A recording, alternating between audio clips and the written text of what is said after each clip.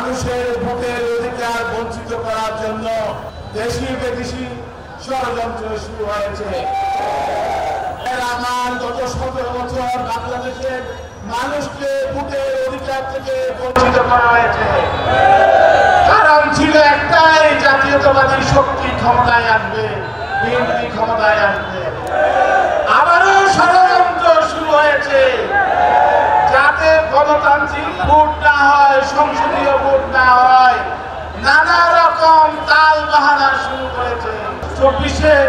5ই আগস্টের পর বাংলাদেশের নতুন রাজনীতি শুরু হয়েছে।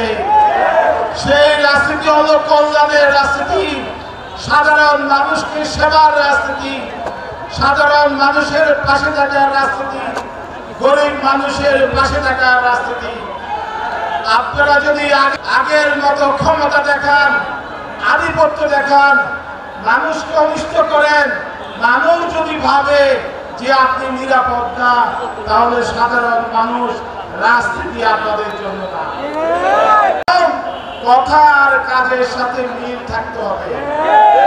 আজকে আপনারা জানেন একটা দল বলে যে পিআর পদ্ধতি মানে কি জানেন? কত ক্যান্ডিডেট থাকবে না, বাংলাদেশে 300 ক্যান্ডিডেটের নাম ঘোষণা করেছেন এবং মার্কা নিয়ে ঘরে ঘরে গিয়ে ভোট প্রার্থনা করছেন। আপনাদের কথার কাজের সাথে কি মিল আছে?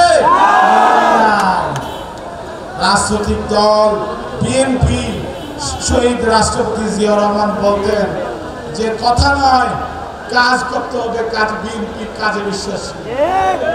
এই পর্যন্ত বাংলাদেশে যত সংস্কার হয়েছে, বহুদলীয় গণতন্ত্র বলেন, সংবাদপত্রের স্বাধীনতা বলেন, সংসদীয় রাজনীতি বলেন, মুক্ত বাজার অর্থনীতি বলেন, মানুষের ভোটের অধিকার বলেন, একমাত্র বেগম খালেদা জিয়া এবং শহীদ রাষ্ট্রপতি জিয়াউর রহমানের সেগুলো দাবিগুলো প্রতিষ্ঠা করেছিলেন, সেই সংস্কার করেছিলেন তিনি।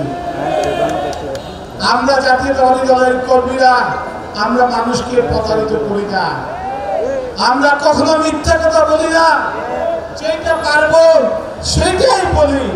আমরা কৌশলের নামে মানুষের সাথে মুনাফিকি করি না, আমরা কৌশলের নামে মানুষের সাথে প্রতারণা করি না।